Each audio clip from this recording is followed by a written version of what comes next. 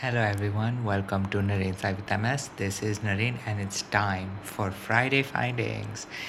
And I am so excited for this Friday Findings episode because um, there are certain interesting things about one of the articles that I am going to be sharing with you today.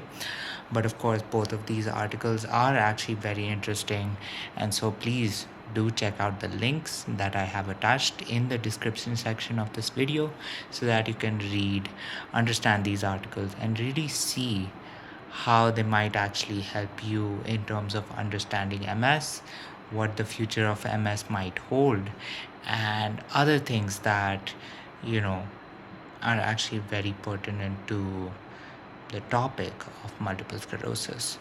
But of course, while while these two articles are very interesting, I will only be giving a very shallow look into these articles. I have gone through both articles, but of course, there are certain aspects of the articles that I might not have understood in depth. So I definitely do implore you to read these articles to understand yourself how they might be interesting to you, or how they might be relevant to you or anyone that you might know who has MS. So with that said, let's begin with article number 1. So, the first article, I am so excited for this article, not only because of what the article contains, but this article, I actually did not have to look up or search for multiple sclerosis in the news. It was actually one of the news articles that was pretty much available on either it was Google or on my shelf. It was somewhere, and it just ended up showing up. So, what is this article? So, this article covers the fact that scientists have found not one but two different drug compounds that can actually help in repairing nerve damage and pretty much remyelinating, or at least start the process of remyelination because of doing different things. So, how do these two things work? So, one ends up working in a way where it actually has the ability to block or inhibit certain parts in cells that actually do get damaged when the myelin gets damaged by our own immune system. And because it is pretty much inhibiting the fact that it is stopping more myelin growth, there is actually an acceleration of myelin growth wherever all of these wherever this damage is. So as a result of all of this, we do have one part of one drug, at least I should say one drug compound, which is pretty much allowing myelin to be naturally created at a much faster process, and pretty much regrowing all of the myelin that has been stripped of our brains and spinal cords, especially in the brain, because of multiple sclerosis.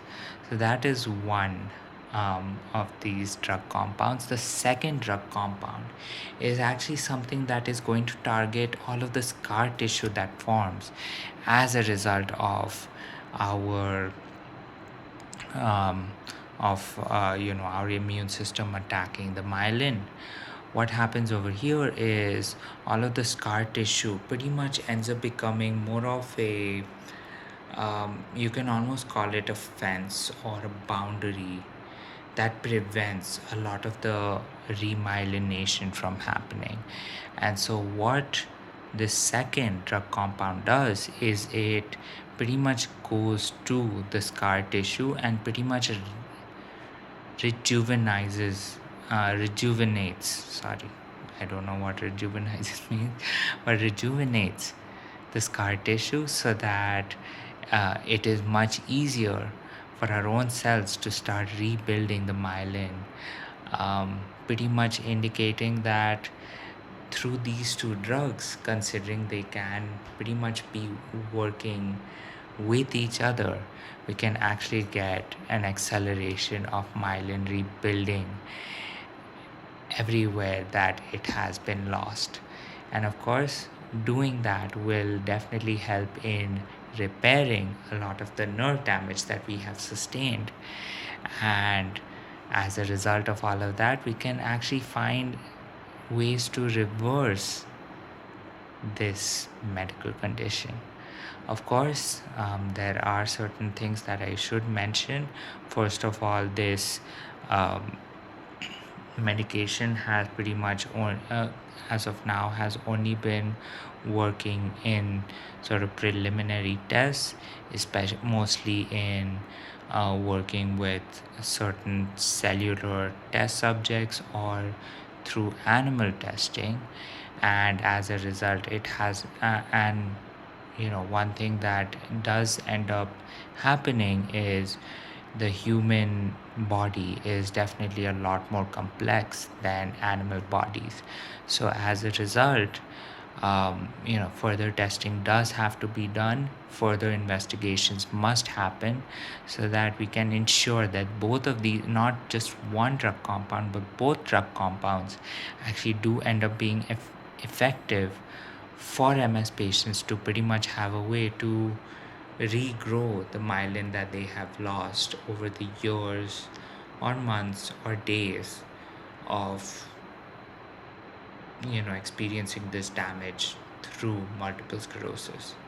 So yes, please do give your thoughts on that. And considering that there is the idea of damage reversal or damage repair, I keep thinking to myself, if all of those things happen, what would be the first damage repair that I would be very excited for, right? Would it be my eyes? Would it be my walking?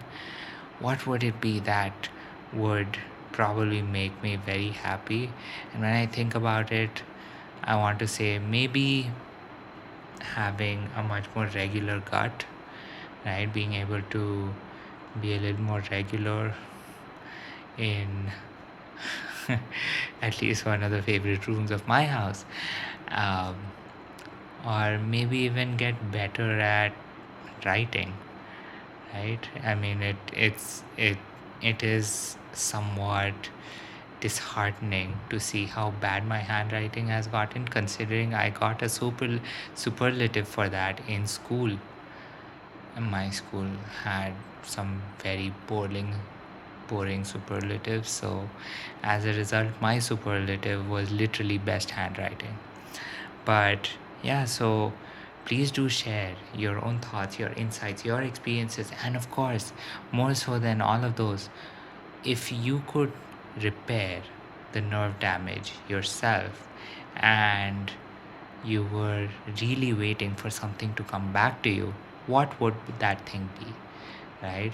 What would that activity, that action, what would that thing be that would probably make you happiest when you are reversing the nerve damage that has happened to you? So that pretty much concludes what I wanted to say about Article 1. Please do check it out in the description section of the video. Now, moving on to Article number 2. So the second article actually covers what part of the brain is more likely or most vulnerable, right, health wise, when it comes to damage from MS, right? I mean, as a result of what MS does, there is a high chance that MS is going to be active in many places in your brain, but there is a very specific region which definitely does get impacted a little more. And unfortunately, it is the part of our brain that does make us a little more human, as the article says. So this part of the brain is called CUX2, if I'm not mistaken. This is actually the outer covering of our brain, right? The part which has all of those folds, everything, the really wrinkly part of the brain that um, usually tends to be one of the parts of the brain that can regenerate very, very quickly, or really generate very, very quickly. But there is an issue with that, and the issue is, if there is a part of that section of the brain which has already experienced some form of damage, and considering the way MS works, it definitely does cause a lot of damage to the DNA. That means you have replicated damaged cells that are pretty much being replicated at a very high rate. And so as a result, when it is, you can almost imagine it to be in a very similar way to how cancer cells tend to multiply, but you have to imagine that this is damaged cells that are being replicated, and all of these replicated cells will pretty much feature the same damage, which means that it can actually pretty much accelerate the speed at which MS is um, working on your body. And this, of course, is actually tagged to a little more of the progressive kind of MS, considering that we are talking about certain things that can slowly over time get worse and worse and worse. And the reason that they are slowly over time getting worse is just the fact that our brain is replicating damaged cells, replicating damaged DNA, and of course, compounding damaged DNA is just giving us a much easier path to unfortunately get to a much worse state later on. But yes, of course, you can read this article as well in the description section of the video. So do provide your thoughts, your insights, your experiences with that. What do you think should be certain things that you know are good to look out for, especially when we are, let's say, a new patient, maybe a patient that has experienced you know regular lesions over the course of time, and then suddenly the lesions have stopped, indicating that the disease might be going more towards a progressive route. The all of these questions, all of these statements are very important, and definitely upon reading this article, I think you will probably have a lot of questions yourself that you definitely want to raise in regards to how we can quell, stop, or slow down the damage that is occurring, especially to the outer part of our brain, right? The part of our brain that definitely does make us a little more human. Now, the part that makes us more human, I think you have to read the article to figure out what really considers this part CUX2 as to be you know the entity that pretty much differentiates us from the rest of the animal kingdom. So yes, please do provide your thoughts, your insights, your experiences, your opinions, so that we can get a conversation started. And of course, with that said, I do hope that you can definitely provide some feedback on where you think this article might be very helpful, alongside what it can maybe do for MS. So yes, I'll be looking out for that. So we actually explored two very interesting and two very, very entertaining articles that can actually really do a lot of benefit for MS very soon. Now, because both of these articles are describing studies that have happened at varying stages, it is very important to note that there might be a lot more research that needs to be conducted, a lot more studies that need to be done. But of course, knowing that both of these studies have actually shown some very invaluable information to us that might actually help us in the future to really clamp down and really focus on curing, if not pretty much reversing MS.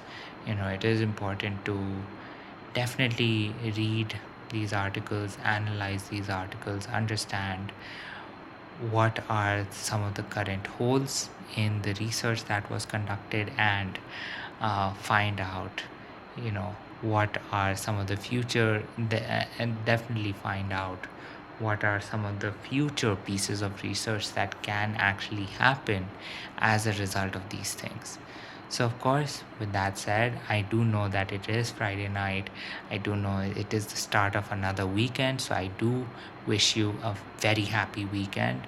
I do hope that you do have something very interesting for your weekend planned. And with that being said, this is Narain's Life with MS. I am Narain, and of course, here is me wishing you a good night, sweet dreams, and I'll catch you tomorrow. Bye.